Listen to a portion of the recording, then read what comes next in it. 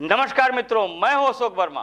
भरोसे का नाम ही है टीवी20 न्यूज, जो रोज उपलब्ध कराता है ताजा तरीन खबरें। देश और प्रदेश की तमाम अहम खबरों के साथ आइए नजर डालते हैं इस खबर पर। पूर्वांचल मशीनरी एजेंसीज, जहां आपको जनसेट पंप सेट के साथ साथ अब एक ही छत के नीचे मिलेगा प्लाईवुड, शटरिंग प्लाई, सनमाइका, दरवाजा, डोर स्क्रीन, हार्डवेयर, जेनसेट और मशीनरी पार्ट, जिसके प्रोपराइटर हैं अशोक वर्मा और पता है वर्मा टावर, नरौली, तनिष्क शोरूम के नीचे, आजमगढ़। और मोबाइल नंबर है 9415207728 और दूसरा मोबाइल नंबर है 9453016451। खबर आपको मेहनगर से दिखा रहे हैं, जहां पर आजमगढ़ के मेहनगर में सुहेल देव भारतीय समाज पार्टी के राष्ट्रीय अध्यक्ष पूर्व मंत्री ओम प्रकाश राजभर मेहनगर विधानसभा क्षेत्र के रसूलपुर ग्राम पंचायत में जन चौपाल में पहुंचे थे। आपको बता दें, उन्होंने अपने बयान में सभी दलों को निशाने पर लिया। इस दौरान राजभर ने कहा कि आगामी 2027 विधानसभा चुनाव में सुभाषपा का शासन होगा। साथियों, दिल्ली व पंजाब में 300 यूनिट बिजली फ्री, तो उत्तर प्रदेश में बिजली भी फ्री होनी चाहिए। गुजरात व बिहार में शराब बंद है, तो उत्तर प्रदेश में भगवान राम की धरती पर शराब क्यों नहीं बंद होता है। इसी के साथ तेलंगाना में, जिसकी आबादी 4 करोड़ है, वह केजी से लेकर पीजी तक बच्चों में 500 विद्यालय खोलकर बिना फीस कापी किताब, छात्रावास, ड्रेस, दवाई मुफ्त में दी जाती है, तो उत्तर प्रदेश में क्यों नहीं। भाजपा सरकार दे रही है। आपको बता दें, ओम प्रकाश राजभर ने समाजवादी पार्टी को हालांकि कुछ ज़्यादा ही निशाने पर ले लिया। सपा के राष्ट्रीय अध्यक्ष अखिलेश यादव पर हमला बोलते हुए राजभर ने कहा कि अखिलेश जी हमें दिशा विहीन बताते हैं। मीडिया से बातचीत करते और क्या कुछ खास सुनिए। की ओर दिन प्रतिदिन पतन की ओर जाता रहा। आज आप देखिए, आप ही के देश में एक प्रदेश है तेलंगाना। पढ़े लिखे नौजवानों, जरा ध्यान से सुनो इस बात को। कहीं आपसे अगर सवाल होगा तो आप इस सवाल का जवाब आप देने के लिए लायक रहो। आप ही के देश में एक प्रदेश है तेलंगाना, जिसकी आबादी है मात्र 4 करोड़। 4 करोड़ आबादी में केजी से लेके पीजी तक 2 लाख बच्चों को हर साल 500 कॉलेज खोलकर तेलंगाना सरकार गरीब कमजोर बच्चों को बिना पैसे में पढ़ाकर कॉपी किताब, फीस, दवाई, भोजन, वजीफा, जूता, मोजा, टाई, बैग, भोजन, आवास, छात्रावास फ्री में देकर बिना पैसे में डॉक्टर, मास्टर, इंजीनियर, कलेक्टर बनाने की व्यवस्था तेलंगाना सरकार दे सकती है, तो वही व्यवस्था उत्तर प्रदेश में भी लागू होना चाहिए। लेकिन किसी नेता, चाहे वो कांग्रेस की सरकार रही हो, चाहे बसपा की सरकार, चाहे सपा की सरकार, चाहे भाजपा की सरकार, किसी को ये बात दिखाई नहीं देता, किसी को ये सुनाई नहीं देता है। ओम प्रकाश राजभर 20 साल से चिल्ला रहा हूं, एक समान शिक्षा, अनिवार्य शिक्षा और फ्री शिक्षा प्रदेश में जब तक लागू नहीं होगी, तब तक हमारे आपके बीच का बेटा बेटी डॉक्टर, मास्टर, इंजीनियर, सिपाही, दरोगा नहीं बन सकता है। ये हमारी दुर्गति का कारण। आज हमारे पास पैसा नहीं है, हम बच्चे को कैसे अच्छी शिक्षा दिला सकते हैं। 2 तरह की शिक्षा है। अमीर का बेटा कॉन्वेंट में पढ़ेगा, क से कंप्यूटर, और गरीब का बेटा प्राइमरी में पढ़ेगा, क से कबूतर। अब जब दोनों एग्जाम देने जाते हैं नौकरी के लिए, तो प्राइवेट वाला पास हो जाता है और सरकारी वाला फेल हो जाता है। इसी नाते हम लोग लड़ रहे हैं कि एक समान शिक्षा लागू करो, ताकि जब आपकी परीक्षा हो तो अमीर और गरीब दोनों का बेटा पास होकर के दरोगा, सिपाही, इंजीनियर और डॉक्टर, मास्टर बने। इस बात को लेकर के हम लोग घूम रहे हैं। आज आप उठा के देखो, हम यही बगल गाजीपुर जहूराबाद से विधायक हैं, दूसरी बार विधायक हैं। 6 साल हो गया हमको, और 6 साल में गरीबों के इलाज और ऑपरेशन के लिए 10 करोड़ 14 लाख रुपया दे चुका। ये हम नहीं कर रहे हैं। विधानसभा के अंदर मुख्यमंत्री को कहना पड़ा कि 403 विधायकों में सबसे ज्यादा रुपया इलाज ऑपरेशन के लिए अगर कोई दिया है है जहां उत्तर प्रदेश कांग्रेस अल्पसंख्यक विभाग द्वारा चलाए जा रहे कार्यक्रम आपकी पार्टी आपके गांव के तहत कांग्रेस अल्पसंख्यक विभाग आजमगढ़ द्वारा आपकी पार्टी आपके शहर कार्यक्रम का आयोजन मिर्जा बरकतुल्ला बेग चेयरमैन शहर कांग्रेस अल्पसंख्यक विभाग की अध्यक्षता में वार्ड नंबर 9 मोहल्ला बदरका में आयोजित किया गया। आपको बता दें कार्यक्रम के मुख्य अतिथि मोहम्मद नजम शमीम अध्यक्ष शहर कांग्रेस कमेटी आजमगढ़, सबिहा अंसारी महासचिव उत्तर प्रदेश कांग्रेस कमेटी अल्पसंख्यक विभाग मिर्जा शान आलम बेग थे। आपको बता दें सर्वप्रथम नए पदाधिकारियों तैयब अंसार, असलम हक खान को उपाध्यक्ष और मिर्जा आमर बेग, मोहम्मद अशरफ शाह, मोहम्मद अफजल को महासचिव, मतीउल्लाह हबीब सबीब उल्जमा सचिव की गोपी गुलपोशी कर मनोनयन पत्र सौंपा गया और संगठन में अच्छा कार्य कर रहे मिर्जा अहम बेग और अधिवक्ता अशफाक अहमद अंसारी को प्रशस्ति पत्र सौंपा गया और 50 लोगों ने पार्टी की सदस्यता ग्रहण की। कार्यक्रम में पार्टी से अल्पसंख्यक समाज के लोगों को घर घर जाकर पार्टी से जोड़ने और देश में बढ़ते भ्रष्टाचार अथाह महंगाई, बेरोजगारी, वित्तीय संस्कार, सरकारी संसाधन, भुखमरी, किसानों की समस्या, महिलाओं की सुरक्षा पर गहन चर्चा की गई। मीडिया से बातचीत करते हुए क्या कुछ कहा मिर्जा बरकतुल्ला बेग और महासचिव ने, आप सुनिए। ये जो हमारी जो बैठक थी जो है कांग्रेस में जो है मुसलमानों को जो है जोड़ना, उनको कांग्रेस ने क्या किया यार, और भी पार्टियां जो हैं वो क्या कर रही हैं। मैं किसी पार्टी को जो है ब्लेम नहीं करना चाहता, न मैं किसी को दोषारोपण करना चाहता। मैं खुद और मेरी कौम खुद जो है इसकी ज़िम्मेदार है, मैं किसी और को नहीं कहता। मकसद है जागरूक करना, बताना हमारे हुकूक क्या हैं, हमारे जो है नौजवानों के हुकूक क्या हैं, हमारी माँ बहनों के हुकूक क्या हैं, हमारे बुज़ुर्गों के क्या हुकूक हैं। इसी चीज़ को जो है जो बताने के लिए एक जो है छोटा सा जो है चौपाल लगाई गई थी हम लोग। आपकी पार्टी आपका वार्ड, आपके क्या उद्देश्य है, जनता को क्या संदेश देना चाहते हैं? आपकी पार्टी आपका वार्ड, आपका शहर, आपका गांव, इसका मकसद है कि हम दरवाजे दरवाजे तक लोगों तक पहुँचें और जो है पार्टी की चीज़ों को जो है लोगों को बताएं और लोगों को जो है उससे जोड़ने की, हम अपनी तरफ जोड़ने की कोशिश कर रहे हैं। मैं Sabiha Ansari, state coordinator minority Congress Uttar Pradesh. आपकी पार्टी आपका वार्ड ये तरीके से बैठक हो रही है, क्या इसका उद्देश्य है, किस तरीके से? देखिए, आपकी पार्टी आपके गांव, आपके शहर, आपके वार्ड में जो मकसद है, ये हमारी माइनॉरिटी कांग्रेस उत्तर प्रदेश की तरफ से हमारे चेयरमैन जनाब शहनवाज आलम जी के दिशा निर्देश पे, हमारी नेता आदरणीय प्रियंका गांधी जी के दिशा निर्देश पे, अभी पिछले हालिया में आपने देखा होगा कि राहुल गांधी जी लगभग 4000 किलोमीटर की यात्रा कन्याकुमारी से लेकर कश्मीर तक की पूरी की। इस यात्रा के जरिए उन्होंने इस देश की जनता के दिलों में जो दर्द है, जो लोगों के अंदर बेचैनी है, उसको जानने की जो कोशिश की है, उसी उद्देश्य को लेकर अल्पसंख्यक कांग्रेस भी शहर शहर, वार्ड वार्ड, गांव गांव तक लोगों के दिलों के जाने की कोशिश कर रही है। मुसलमानों को टारगेट किया गया है, उस पर क्या कहना चाहिए? जी, कार्यक्रम में उस पर ही बात करें। क्या निर्णय लिया गया बैठक में? वही जो हमारा पार्टी का जो उसकी नियति है, जो नीति है पार्टी की, हम 24 में कैसे मजबूत होंगे, हमारी सरकार कैसे बननी है, राहुल जी का जो दिशा निर्देश है, राहुल जी की जो बातें हैं, वो हम लोगों तक पहुंचाने की कोशिश कर रहे हैं इस कार्यक्रम के जरिए। जहां पुलिस अधीक्षक से न्याय की गुहार लगाते हुए पत्रकारों से बातचीत में प्रार्थी दीनदयाल चौहान ने बताया कि भतीजे सूरज चौहान अपने मित्रों और परिवार के साथ दिनांक 10/3/2023 को बारात में शामिल होकर मड़िया आजमगढ़ गया था। आज रात को लगभग 10 बजे मोहल्ला के लड़के शराब के नशे में धूत होकर आपस में मारपीट करने लगे। प्रार्थी के भतीजे व उसके साथ गए लड़कों को भी उक्त मोहल्ले के लोगों ने मारना पीटना शुरू कर दिया। अपने बचाव में प्रार्थी के भतीजे सूरज को भी हाथ में चोटें आई हैं। मोहल्ले में नामजद 2 अन्य व्यक्ति का नाम और पता अज्ञात अपने हाथ में चाकू लेकर उक्त मोहल्ले के लड़के से आपसी विवाद मारपीट के प्रार्थी के भतीजे व उसके साथ आए लड़कों पर जानलेवा हमला कर दिया, जिससे मेरे भतीजे सूरज के हाथ में चाकू मारकर लहूलुहान कर दिया और भतीजे की हत्या का प्रयास किया गया। आपको बता दें कि उक्त अपराधियों के खिलाफ मुकदमा पंजीकृत कानूनी कार्रवाई किए जाने हेतु पुलिस अधीक्षक आजमगढ़ अनुराग आर्य द्वारा संबंधित को आदेशित करने की मांग की है। यह आपको अवगत कराना है कि जेल भेजे गए चारों बच्चे नाबालिग हैं। बच्चों के ऊपर लगे आरोप असत्य एवं निराधार हैं। मामले को संज्ञान में लेते हुए पुलिस अधीक्षक आजमगढ़ से उचित कार्रवाई की मांग की है। मीडिया से बातचीत करते हुए क्या कुछ कहा परिजनों ने, आप सुनिए। आपका इंदू देवी कहाँ की रहने वाली है? जमोपुर की। यहाँ किस लिए आई हुई हैं? परसों लड़का का लेना बाराती में इधर से घाटिया लोग पी खा के, दारू शराब पी खा के नाबालिग लड़का मार दिले, हम चाकू लगा लड़का के।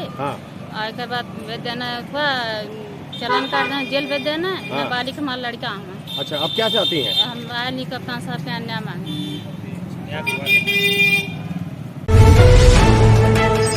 के तरौलिया से ही जहां विश्व ग्लूकोमा यानी काला मोतिया सप्ताह दिवस का शुभारंभ किया गया। आपको बता दें कि राष्ट्रीय दृष्टि विहीनता एवं दृष्टि दोष नियंत्रण कार्यक्रम के अंतर्गत विश्व ग्लूकोमा यानी काला मोतिया सप्ताह दिवस 12 से 18 मार्च 2023 तक मनाया जा रहा है, जिसके क्रम में सोमवार तरौलिया स्थित 100 सैय्या संयुक्त चिकित्सालय में स्वास्थ्य अधीक्षक डॉक्टर S.K. ध्रुव, नेत्र सर्जन डॉक्टर राजन शर्मा के नेतृत्व में एक विशेष कैंप का आयोजन किया गया। इस कैंप के माध्यम से सैकड़ों लोगों ने अपने नेत्रों की जाँच कराई। यह विशेष कैंप 12 से 18 मार्च तक सप्ताह दिवस के रूप में मनाया जाएगा, जिसमें समान दृष्टि, काला ग्लूकोमा, मोतियाबिंद से प्रभावित दृष्टि के बारे में जानकारी दी जाएगी। इस बीमारी के संकेत और लक्षण के स्रोत के चारों ओर संगीन घेरे दिखाई पड़ना, साइड विजन में धीरे धीरे कमी होना और दृष्टि क्षेत्र सीमित होना तथा चश्मे का नंबर जल्दी जल्दी बदलना काला मोतियाबिंद के रोकथाम के रूप में बताया गया है। काला मोतियाबिंद को नहीं रोका जा सकता है लेकिन समय से इसकी जांच कराकर समुचित इलाज कराया जा सकता है तो ग्लूकोमा होने के कारण वाली दृष्टिहीनता से बचा जा सकता है। सुनाते हैं कि स्वास्थ्य अधीक्षक डॉक्टर S.K. ध्रुव और नेत्र सर्जन डॉक्टर राजन शर्मा क्या कुछ कहा। काला बिंदु सप्ताह दिवस मनाया जा रहा है। यहाँ पे मरीजों की संख्या देखी जा रही है, क्या दिशा निर्देश दी जा रही है, क्या दवाइयाँ दे रही, क्या उपचार बताया जा रहा है, इसके बारे में? जी, मैं 100 बेड तरौलिया में नेत्र सर्जन के पद पर कार्यरत हूँ। शासन के निर्देशों के अनुसार और सर के नेतृत्व में, श्री साहब के नेतृत्व में, जैसा कि सर ने बताया, दिनांक 12 मार्च 2023 से लेकर 18 मार्च 2023 तक विश्व ग्लूकोमा दिवस मनाया जाना है, जिसमें हम लोगों को ये जागरूक कर रहे हैं और कैंप के माध्यम से भी और साधारण OPD में भी कि लोग जो है इससे अवेयर हो सकें कि ये है क्या। यहाँ पे गांव की भाषा में काला मोतिया बोला जाता है, जिसे ग्लूकोमा इंग्लिश में बोला जाता है। इसमें होता ये है, इसके जो मुख्य लक्षण होते हैं वो ये होते हैं कि लोगों के आँख में, सर के पीछे, सर में एक साइड में काफ़ी पेन होना शुरू हो जाता है। रात के समय में थोड़ा पेरिफेरल विज़न कम हो जाता है, आँखों में दर्द रहता है और आँखें लाल हो जाती हैं। ये इसके मुख्य लक्षण है। ऐसा होते ही मरीज को बिना किसी शक संदेह के जो तुरंत जो है आँख के डॉक्टर को दिखाना चाहिए, जिससे आँखों की जांच हो सके। आँखों के अंदर का प्रेशर यहाँ चेक किया जाता है, जिससे पता चलता है कि इनके ग्लूकोमा का लेवल या स्तर क्या है, उसी के अनुरूप इनकी दवाएं चलती हैं। ज़्यादा सीवियर कंडीशन में, ज़्यादा गंभीर कंडीशन में ऑपरेशन के द्वारा इसको ठीक किया जाता है। क्या आपके अस्पताल में ऑपरेशन की सुविधा क्या है इसके बारे में? हाँ, ऑपरेशन की सुविधा हमारे अस्पताल में उपलब्ध है और मरीज को आइडेंटिफाई करने के बाद अगर उसे उपयुक्त समझा जाता है तो ऑपरेशन किया जाता है। आज डॉक्टर साहब को में नेत्र शिविर लगाया गया है, काला मोतियाबिंद के बारे में बताया गया है, क्या है ये शिविर बारे में, कब से कब लगेगा इसके बारे में? ये विश्व ग्लूकोमा दिवस है, 12 से 18 मार्च तक मनाया जा रहा। तो ग्लूकोमा में जो है जिसे काला मोतिया कहते हैं, जिसमें नसें सूख जाती हैं और इंट्राओकुलर टेंशन बढ़ जाता है, जिससे दृष्टिहीनता का मुख्य कारण है। एक बार हो जाने के बाद में ठीक नहीं होता और इससे ब्लाइंडनेस को रोका नहीं जा सकता। इससे प्रिवेंशन पहली स्टेज पर रोका जाए तो ज़्यादा अच्छा होगा और आई सर्जन की सलाह ली जाए, उचित सलाह ली जाए। अभी यहाँ पे क्या उपचार दिया जा रहा है, क्या दवा दिया जा रहा है इसके बारे में? ये हमारा आई सर्जन राजन शर्मा यहाँ मरीजों को चेकअप कर रहे हैं, इंट्राओकुलर टेंशन देख रहे हैं, दवाइयाँ दे रहे हैं, उचित उपचार दे रहे हैं। से ही जहां जिले में ग्रामीण न्यायालय की स्थापना किए जाने को लेकर अधिवक्ता आक्रोशित हैं। सोमवार को अधिवक्ताओं के आंदोलन ने बड़ा रूप ले लिया है। विरोध में न्यायालय परिसर में धरना कर न्यायिक कार्य का बहिष्कार कर रहे अधिवक्ता अपनी मांगों को सरकार तक पहुंचाने के लिए आज सड़क पर उतर गए हैं। कचहरी खुलते ही अधिवक्ता पूरे रोष में थे। दीवानी न्यायालय परिसर में संघ के अध्यक्ष प्रभाकर सिंह की अध्यक्षता में बैठक की गई है। संचालन मंत्री जयप्रकाश यादव ने किया है। इस मौके पर अधिवक्ताओं ने ग्रामीण न्यायालय के विरोध में अपनी आवाज उठाते हुए दीवानी गेट स्थित चौराहे को जाम कर दिया। दौरान मीडिया की जानकारी देते हुए अध्यक्ष प्रभाकर सिंह ने कहा कि 30 जनवरी से हम सभी अधिवक्ता ग्रामीण न्यायालय का विरोध कर रहे हैं। हम लोग लगातार ज्ञापन DM के माध्यम से शासन को भेज रहे हैं। और क्या कुछ कहा आप सुनिए। सर, अपना परिचय बता दें। मैं प्रभाकर सिंह एडवोकेट, अध्यक्ष सिविल कोर्ट बार आजमगढ़। किस लिए धरना प्रदर्शन बैठे हैं? 21 जनवरी से अनवरत ग्रामीण न्यायालय के विरोध में दीवानी न्यायालय और जनपद के मऊ, गाजीपुर, बलिया, बनारस, जौनपुर, अन्य जिलों के अधिवक्ता ग्रामीण न्यायालय के विरोध में हड़ताल पर हैं। उसी क्रम में आज धरना प्रदर्शन का कार्यक्रम यहाँ रखा गया है। अगर ये मांगे ना पूरी होती तो अभी अगला कदम होगा। मांगे नहीं पूरी होगी तो अगला कदम फिर जेल भरो आंदोलन होगा। सभी अधिवक्ता तैयार हैं जेल जाने के लिए। अधिवक्ता एकता जिंदाबाद, अधिवक्ता एकता जिंदाबाद। इसके पहले भी धरना प्रदर्शन डीएम साहब के माध्यम से ज्ञापन दिया गया था क्या? हाँ, लगातार ज्ञापन दिया जा रहा है। डीएम साहब के माध्यम से मुख्यमंत्री, प्रधानमंत्री शासन को भेजा जा रहा है। माननीय उच्च न्यायालय और अन्य अधिवक्ता संघों को सबके यहाँ दिया जा रहा है। सभी लोग ग्रामीण न्यायालय के विरोध में से जहाँ एक पागल कुत्ते का आतंक मचा है, आधा दर्जन लोगों को दौड़ा दौड़ा कर काटा है, गांव में हड़कंप मच गया। आपको बता दें कि स्थानीय थाना क्षेत्र के इंदरपट्टी गांव में सुबह लगभग 7 बजे करीब एक पागल कुत्ते के आतंक से पूरा गांव में हड़कंप मच गया। सोमवार की सुबह लगभग 7 बजे एक पागल कुत्ते ने गांव में घुसकर लगभग आधा दर्जन लोगों को काट कर बुरी तरह घायल कर दिया। वहीं दरवाजे पर बंधी एक गाय को भी पागल कुत्ते ने नहीं छोड़ा। घायलों में रोहित तिवारी, पंकज तिवारी, हेमंत कुमार कनौजिया, लिखंतु, निषाद, इकबाल यादव, जितेंद्र आदि लोगों को पागल कुत्ते ने काटा है। इस घटना से पूरे गांव में अफरा तफरी मच गई है और लोग अपने अपने घरों के दरवाजे बंद कर लिए हैं। घायलों को नजदीकी अस्पताल सौसैया चिकित्सालय लाया गया है, जहां प्राथमिक उपचार तथा रेबीज का इंजेक्शन लगाया गया है।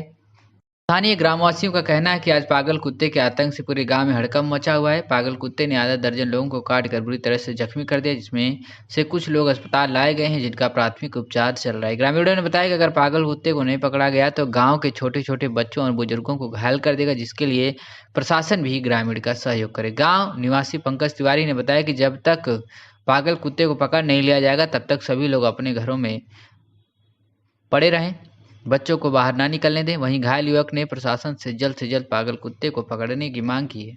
आइए सुनाते हैं कि घायलों ने क्या कुछ कहा। क्या नाम है आपका? रोहित तिवारी, कहाँ के निवासी? बरसानी कंसापुर। क्या ये चोट कैसे लगी इसके बारे में बताइए। कुत्ता काटा है, पागल कुत्ता था, उसने दौड़ा दौड़ा करके काट लिया। क्या क्या करके गाँव में 2 दरवाजे पर कितने लोग काटा? लगभग 4-5 लोग को काटा, एक पशु को कोई काटा है। आज अस्पताल में सुई लग गई आपको? हाँ, सुई लग गई है। क्या नाम है आपका? पंकज तिवारी, कहाँ के निवासी?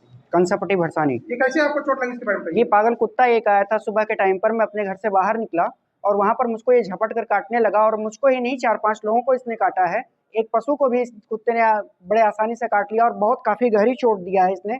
मुझको काफी जगह पर नुकसान पहुंचाया है। मेरा ग्रामीण लोगों से यही अनुरोध है कि वो अपने घरों में थोड़ा सा बचकर रहें, अपने बच्चों को बचा कर रखें, ताकि ये कुत्ता दोबारा किसी के ऊपर अतिक्रमण ना कर सके। और शासन प्रशासन भी इस बारे में थोड़ा सा ध्यान दे कि ग्रामीण लोगों को ऐसी क्षति पहुंचती है जिससे उनका बहुत नुकसान होता है। अस्पताल में आप आए, दवा कैसी आपको मिली? सुई मिली? जी, इंजेक्शन मुझको मिल गया है, दवा मिल गई है, अभी मैं स्वस्थ हूँ, ठीक हूँ। स्थित आशीर्वाद मैरिज हॉल में होली मिलन समारोह कवि सम्मेलन का आयोजन किया गया। इस अवसर पर कवि सम्मेलन का आयोजन शानदार रहा, जिसकी अध्यक्षता वरिष्ठ साहित्यकार, साहित्य भूषण से सम्मानित डॉक्टर राजा राम सिंह, मुख्य अतिथि उप क्षेत्रीय महाप्रबंधक यूबीआई बीबी सहायक रहे। कवि सम्मेलन का सफल संचालन साहित्यकार पत्रकार संजय कुमार पांडे ने किया। सर्वप्रथम युवा कवि नागेंद्र यादव ने मां सरस्वती की वंदना से कार्यक्रम का शुभारंभ किया।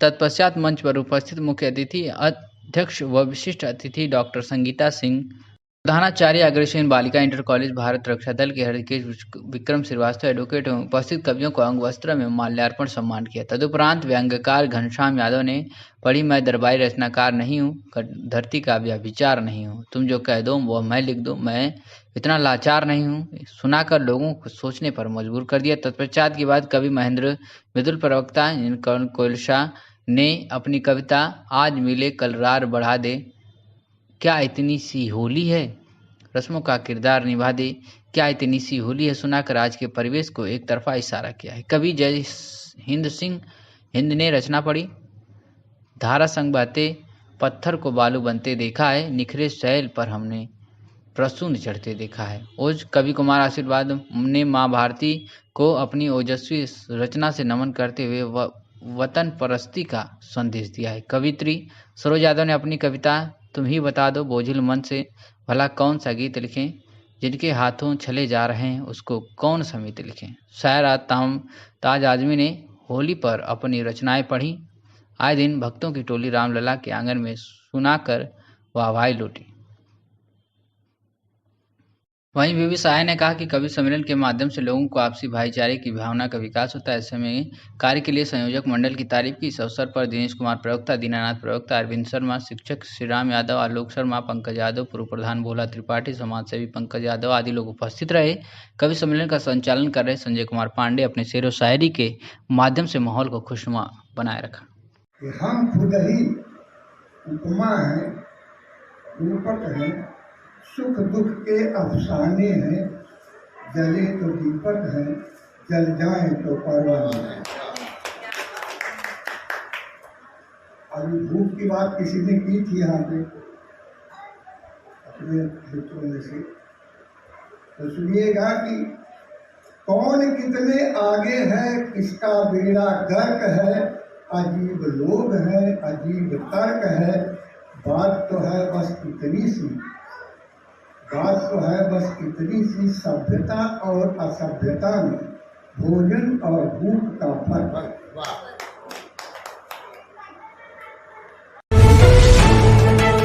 आजमगढ़ से है, जहां भारत विकास परिषद एलीट शाखा आजमगढ़ द्वारा 12 मार्च 2023 को रक्तदान शिविर का आयोजन किया गया। गिरिराज सिंघल की अध्यक्षता में आयोजन किया गया था।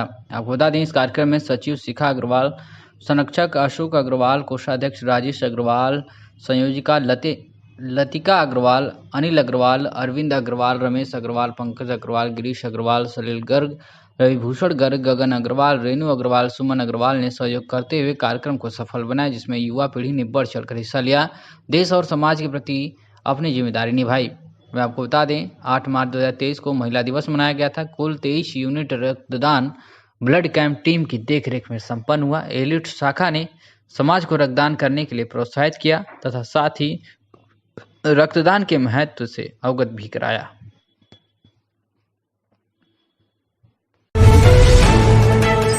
जहां पुलिस अधीक्षक से न्याय की गुहार लगाते हुए पत्रकारों से बातचीत में प्रार्थी दीनदयाल चौहान ने बताया कि भतीजे सूरज चौहान अपने मित्रों और परिवार के साथ दिनांक 10/3/2023 को बारात में शामिल होकर मड़िया आजमगढ़ गया था। आज रात को लगभग 10 बजे मोहल्ला के लड़के शराब के नशे में धूत होकर आपस में मारपीट करने लगे। प्रार्थी के भतीजे व उसके साथ गए लड़कों को भी उक्त मोहल्ले के लोगों ने मारना पीटना शुरू कर दिया। अपने बचाव में प्रार्थी के भतीजे सूरज को भी हाथ में चोटें आई हैं। मोहल्ले में नामजद 2 अन्य व्यक्ति का नाम और पता अज्ञात अपने हाथ में चाकू लेकर उक्त मोहल्ले के लड़के से आपसी विवाद मारपीट के प्रार्थी के भतीजे व उसके साथ आए लड़कों पर जानलेवा हमला कर दिया, जिससे मेरे भतीजे सूरज के हाथ में चाकू मारकर लहूलुहान कर दिया और भतीजे की हत्या का प्रयास किया गया।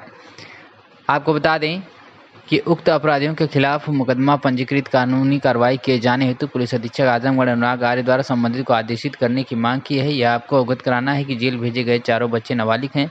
बच्चों के ऊपर लगे आरोप असत्य एवं निराधार हैं। मामले को संज्ञान में लेते हुए पुलिस अधीक्षक आजमगढ़ से उचित कार्रवाई की मांग की है। मीडिया से बातचीत करते हुए क्या कुछ कहा परिजनों ने, आप सुनिए। आपका इंदु देवी कहाँ की रहने वाली है? जमोपुर के। यहाँ किस लिए आई हुई हैं? परसों लड़का का लेना बाराती में जैसे घाटिया लोग पी खा के दारू शराब पी खा के नाबालिग लड़का मार दिले हम चाकू लगा लड़का के।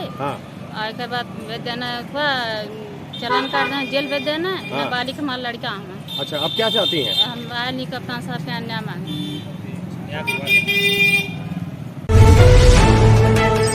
जैनपुर से है, जहां अवैध तमंचा कारतूस 12 बोरी चोरी की साइकिल तथा 25,000 रुपये नगद के साथ 2 अभियुक्तों को पुलिस ने गिरफ्तार कर लिया है। वहीं आपको बता दें, राधापुत्री, पंचम सिंह एवं अन्य मंडल थाना तराधार जनपद जिला मैनपुरी थाना कार्यालय पर आकर सूचना दी थी कि अभियुक्तों द्वारा धोखाधड़ी शादी कराना व 70,000 नगद मंगलसूत्र व अन्य सामान लेना, पूजा यादव को रास्ते में उतार कर ले चले जाना, जिसके संबंध में मनोज कुमार पुत्र शिवमड़ी निवासी ग्राम खिलवान थाना मेहनगर जनपद आजमगढ़, पूजा यादव पुत्री अज्ञात पिड़वल थाना घोसी जनपद मऊ, पूजा यादव का भाई नाम अज्ञात, पूजा यादव की बुआ की लड़की का नाम अज्ञात पंजीकृत है। वहीं आपको बता दें, गिरफ्तारी के विवरण में यादवेंद्र पांडे, उप निरीक्षक शंकर कुमार यादव मैं हमरा द्वारा मुकदमा उपरोक्त में संबंधित वाचित अभियुक्त मनोज कुमार पुत्र शिवमड़ी खिलवा थाना में नगर जनपद आजमगढ़, मुंसफ पुत्र कैलाश राम निवासी बांस गांव थाना तरवा जनपद आजमगढ़ को पकवा इनार मोड़ से देवा पार बैंक के बीच में रोड में खड़ंजे के पास वहद ग्राम अनजान सहित समय करीब 9 बजे पुलिस ने हिरासत में ले लिया है। वहीं पंजीकृत अग्रिम का अतरौलिया में सवसैया संयुक्त चिकित्सालय के डॉक्टर आवास परिसर में दिन दहाड़े 20,000 नकदी सहित 2 लाख की चोरी हो गई है। वहीं आपको बता दें कि अतरौलिया थाना क्षेत्र के अमर शहीद राजा जलाल सिंह सवसैया संयुक्त जिला चिकित्सालय में स्थित डॉक्टर के आवास में डॉक्टर मनोज मौर्य के रूम में ताला तोड़कर अज्ञात चोरों ने 20,000 नकदी सहित 2 लाख के गहनों पर हाथ साफ कर लिया। जानकारी होने पर उन्होंने पुलिस को सूचना दी। मनोज मौर्य ने बताया कि शनिवार को अपने रूम में ताला बंद करके अपने घर अम्बेडकर नगर के अलीगंज थाना क्षेत्र के खासपुर गांव चले गए थे। वहां से सोमवार को सुबह अपने आवास पर पहुंचे, स्नान आदि करके ड्यूटी पर चले गए।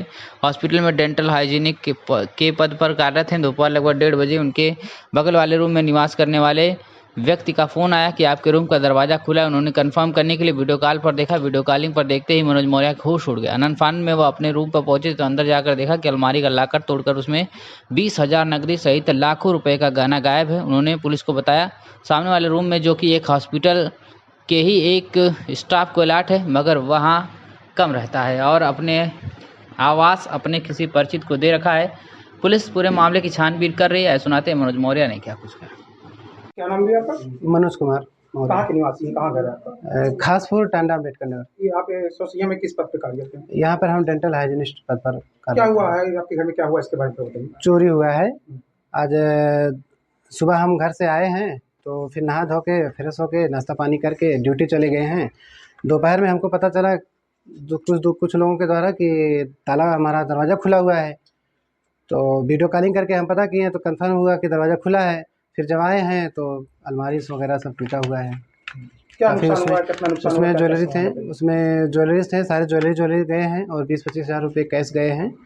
ज्वेलरी में सीकड़ वगैरह थे, बहुत सारी अंगूठियाँ थीं।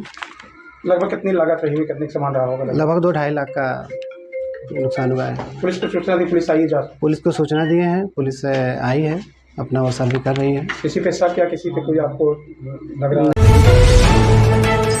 आजमगढ़ से जहां समाजवादी पार्टी के राष्ट्रीय महासचिव बलराम यादव की पत्नी के निधन के उपरांत आज 13वीं कार्यक्रम में उनके आवास सैनपुर में शोक संवेदना व्यक्त करने पहुंचे सपा के पूर्व सांसद धर्मेंद्र यादव। महंगाई कानून व्यवस्था पर बुलडोजर की कार्रवाई पर सरकार को घेरा है और क्या कुछ कहा है पूर्व सांसद धर्मेंद्र यादव ने, आप सुनिए। देश प्रदेश के सामने बहुत सारी चुनौतियां हैं और जनता की हर समस्या के प्रति समाजवादी पार्टी और हमारे नेता आरडीसी अखिलेश यादव जी गंभीर हैं और हर चुनौती के लिए संघर्ष भी कर रहे हैं। अभी आपने देखा विधानसभा के सत्र को, और लगातार पूरे उत्तर प्रदेश में जहां भी आवश्यकता पड़ रही है, लोगों को ज़रूरतें पड़ रही हैं, लगातार दौरे पर हैं।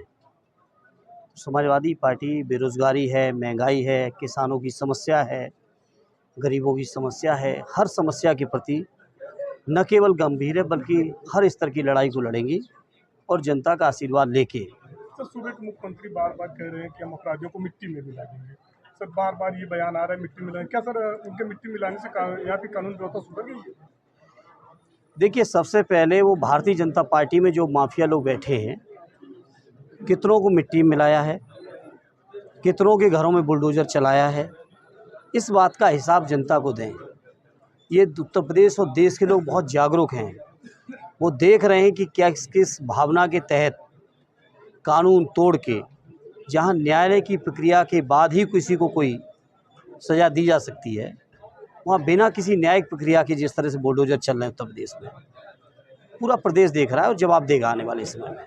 सर, 2024 के चुनाव में ओम प्रकाश राजभर की क्या भूमिका होगी? क्या समाजवादी अब इसकी भूमिका तो वही बताएंगे कि हम कैसे बता सकते हैं। कहा जा रहा है कि इस बार भी ओम प्रकाश राजभर समाजवादी पार्टी की तरफ झुकाव बढ़ रहा है। देखिए, इस सब बातों में नहीं जाना है। पार्टी के राष्ट्रीय अध्यक्ष जी बेहतर तरीके से तय कर लेंगे कि 24 में किसको साथ लेना है, किसको नहीं लेना है, और समाजवादी पार्टी अपनी ताकत की बुनियाद पर लोगों के सहयोग से, समर्थन से उत्तर प्रदेश से भारतीय जनता पार्टी को हटाने का काम करेगी।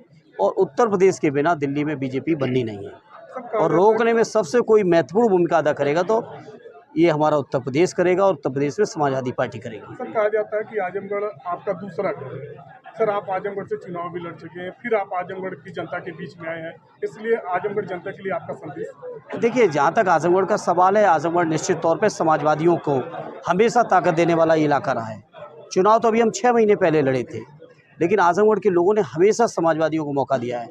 सदैव नेताजी ने हमेशा इसको अपना दूसरा घर माना है, हमेशा कहा कि इटावा दिल तो आजमगढ़ मेरी धड़कन है। और आजमगढ़ के लोगों ने भी नेताजी का, समाजवादी पार्टी का, हमारे नेता आदरणीय अखिलेश जी का, सबका मान सम्मान बढ़ाया है। और आने वाले इस चुनाव में जैसा कि लोग मानते हैं कि आजमगढ़ के लोग पूर्वांचल से देश की राजनीतिक दिशा तय करते हैं। आजमगढ़ के लोग भी समाजवादियों को ताकत देके